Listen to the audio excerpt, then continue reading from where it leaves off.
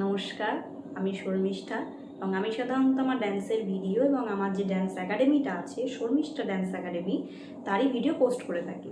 তো আজ ভাবলাম আপনাদের সঙ্গে আমাদের যে নাচের প্রোগ্রামগুলো হয় সেই নাচের প্রোগ্রামে আমরা কি কি করি এবং আগে পিছে যা যা হয় তার একটা সম্পূর্ণ ভিডিও আপনাদের সাথে শেয়ার করা যায়।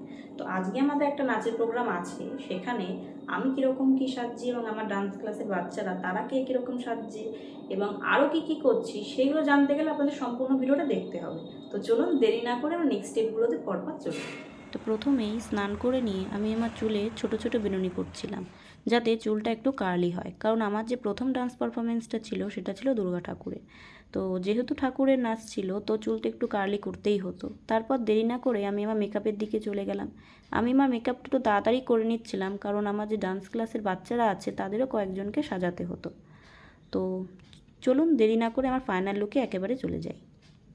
তো এই হচ্ছে আমার ফাইনাল লুক। কেমন লাগছে সবাই জানাবেন।